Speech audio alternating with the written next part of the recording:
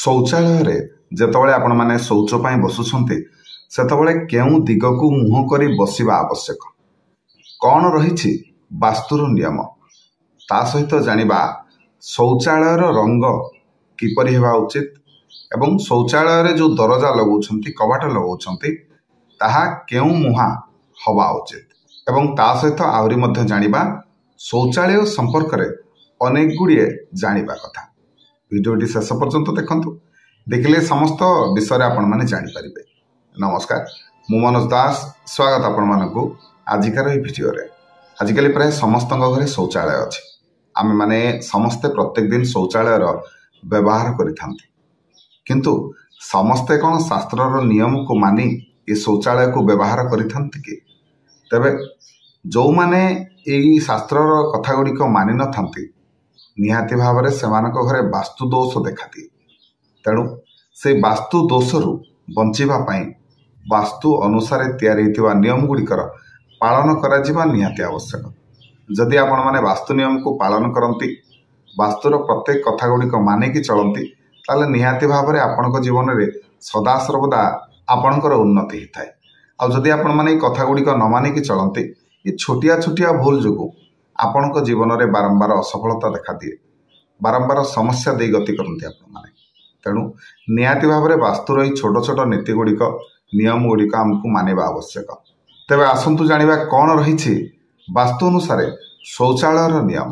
ତେବେ ବହୁତ ଲୋକଙ୍କ ମନରେ ଗୋଟେ ଦ୍ୱନ୍ଦ୍ୱ ଥାଏ ଯେ ଶୌଚାଳୟରେ କେଉଁ ପଟ ଦିଗକୁ ମୁହଁ କରି ବସିବା ସବୁଠାରୁ ଶୁଭଦାୟକ। ତେଣୁ ଏହାର ଧ୍ୟାନ ଆପଣଙ୍କୁ ଯେତେବେଳେ ଆପଣମାନେ ପ୍ୟାନ୍ ବସାଉଛନ୍ତି ସେତେବେଳେ ଏହାର ଧ୍ୟାନ ରଖିବାକୁ ପଡ଼ିବ ଆପଣଙ୍କୁ।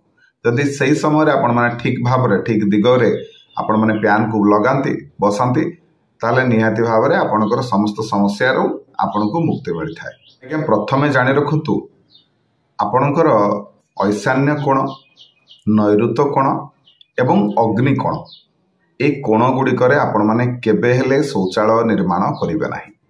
ଏହା ଆପଣଙ୍କ ପାଇଁ ଭାରି କ୍ଷତିକାରକ ସାବ୍ୟସ୍ତ ହେବ। ଆପଣମାନେ ଆପଣଙ୍କର ପଶ୍ଚିମ ଦିଗ ବାୟୁ କୋଣରେ ଶୌଚାଳୟ ଯଦି ତିଆରି କରନ୍ତି ତାହେଲେ ତାହା ଆପଣଙ୍କ ପାଇଁ ଉତ୍ତମ ହୋଇଥାଏ, ଶୁଭଦାୟକ ହୋଇଥାଏ। ତେବେ ଦେଖନ୍ତୁ, ଶୌଚ କରିବା ସମୟରେ ଆପଣମାନେ ସବୁବେଳେ ଚେଷ୍ଟା କରନ୍ତୁ ଆପଣଙ୍କର ମୁହଁ ଯେମିତି ଦକ୍ଷିଣ ଦିଗକୁ ରହିବ। ତାମାନେ ଯଦି ଆପଣମାନେ ଏ ଦକ୍ଷିଣ ଦିଗ ଅନୁସାରେ ଆପଣଙ୍କର ପ୍ୟାନ୍ଟି ଆପଣମାନେ ଲାଟ୍ରିନ୍ରେ ବସେଇଥାନ୍ତି, ତାହେଲେ ଯେତେବେଳେ ଆପଣମାନେ ଲାଟ୍ରିନ୍ରେ ବସିବେ, ପ୍ୟାନ୍ରେ ବସିବେ, ସେତେବେଳେ ଆପଣଙ୍କର ମୁହଁ ନିହାତି ଭାବରେ ଦକ୍ଷିଣ ଦିଗକୁ ହେବ। ଦକ୍ଷିଣ ଦିଗ ପରେ ଆପଣମାନେ ପଶ୍ଚିମ ଦିଗକୁ ମୁହଁ କରିକି ମଧ୍ୟ ବସିପାରିବେ, ଶୌଚ କରିପାରିବେ, କିନ୍ତୁ ସବୁଠାରୁ ଉତ୍ତମ ହେଉଛି ଦକ୍ଷିଣ ଦିଗ। ତେବେ ମନେ ରଖନ୍ତୁ, ପୂର୍ବ ଦିଗକୁ ମୁହଁ କରି କେବେ ହେଲେ ଆପଣମାନେ ଶୌଚ କରିବା ପାଇଁ ବସିବେ ନାହିଁ। କାହିଁକି ନା ପୂର୍ବ ଦିଗକୁ ଯଦି ଆପଣମାନେ ମୁହଁ କରିକି ବସନ୍ତି, ସୂର୍ଯ୍ୟଙ୍କର ଦିଗ ହେଉଛି ସେଟା, ସୂର୍ଯ୍ୟ ସେଇପଟୁ ଉଦୟ ହୋଇଥାନ୍ତି। ତେଣୁ ଯେତେବେଳେ ଆମେ ସୂର୍ଯ୍ୟଙ୍କୁ ମୁହଁ କରିକି ଶୌଚ କରିବା ପାଇଁ ବସିବା, ସେତେବେଳେ ନିହାତି ଭାବରେ ଆମ ଦେହରେ ଯାହା ବି ପଜିଟିଭ୍ ଏନର୍ଜି ଥିବ ସେସବୁର ସମାପ୍ତି ହୋଇଯାଇଥାଏ ବୋଲି ଆମ ଶାସ୍ତ୍ର କହେ ଏବଂ ଯେତେ ସବୁ ନେଗେଟିଭ୍ ଏନର୍ଜିର ଇମ୍ପ୍ୟାକ୍ଟ ଆମ ଉପରେ ପଡ଼ିଥାଏ, ଆମର ରୋଗ ପ୍ରତିରୋଧକ ଶକ୍ତି କମିଥାଏ। ସେଥିପାଇଁ ପୂର୍ବ ଦିଗକୁ ମୁହଁ କରି କେବେ ହେଲେ ଶୌଚ କରିବା ପାଇଁ ବସିବା କଥା ନୁହଁ। ସେହିପରି ପଶ୍ଚିମ ଦିଗ, ପଶ୍ଚିମ ଦିଗ ହେଉଛି ଜଳତତ୍ତ୍ୱର ଦିଗ। ତେଣୁ ପଶ୍ଚିମ ଦିଗକୁ ମୁହଁ କରିକି ଶୌଚ କରିବା ପାଇଁ ବସିଲେ ଏହା ଆମ ଶରୀରରେ ଥିବା ସମସ୍ତ ଅଶୁଦ୍ଧିକୁ ଦୂର କରିବାରେ ସାହାଯ୍ୟ କରିଥାଏ। ସବୁଠାରୁ ଉତ୍ତମ ହେଉଛି ଆଜ୍ଞା ଦକ୍ଷିଣ ଦିଗ। ଦକ୍ଷିଣ ଦିଗ ହେଉଛି ଅଗ୍ନି ଏବଂ ଭୂମିର ଦିଗ।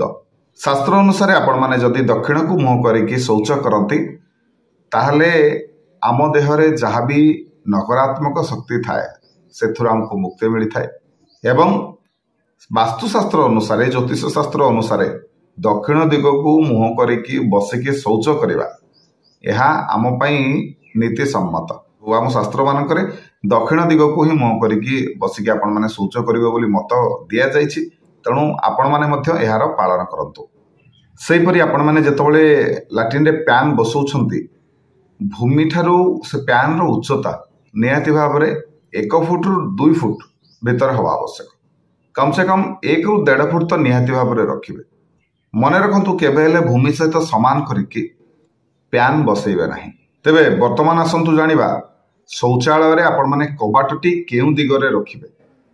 देखंतु शौचालय कबाटटी आपण माने पूर्व पटकू नहले उत्तर पटकू रखंतु जाकि आपणक पई शुभ हबो। पूर्व दिग किंबा उत्तर दिग को आपण माने जदि पाइखानार कबाटटी रखंती ताहले ताहा आपणक पई शुभ होइथाय। तेबे वर्तमान आसंतु जानिबा शौचालयर रंग किपरि हेबा उचित। शौचालय को सब बेले हालुका नील रंग करवा आवश्यक। तेबे आजिकाली तो प्राय बहुत लोक बहुत रंगर टाइल्स लगे दउछंती, प्राय तो रंग आ विशेष भाव मारू नाहंती। तेबे मन रखंतु आपण माने धला लाल एवं कला रंगर टाइल्स हो किंबा रंग हो ए रंगर व्यवहार आपण माने शौचालय रे करंतु नहीं, जाकि आपणक पई अशुभ साब्यस्त हबो। जदि एभली रंगर व्यवहार आपण माने निजर शौचालय रे करंती ताले कोन हबो ना प्राय समय आपण माने स्वास्थ्य समस्या रे पड़ी। सेपरि हलदिया किंबा माटीर रंग ए दुईटी रंग मध्य शुभ नुहे। तेबे ए थिला लैट्रिन बा शौचालय संपर्क में आपन को केतोटी गुरुत्वपूर्ण तथ्य आशा करुच्ची। आजिकार भिडियोटी आपण मानक निश्चय भल लगी। जदि वीडियो भल लगी थाए ताल वीडियो को लाइक करेंगे, शेयर करेंगे, चैनल को सब्सक्राइब करेंगे। रही जय जगन्नाथ।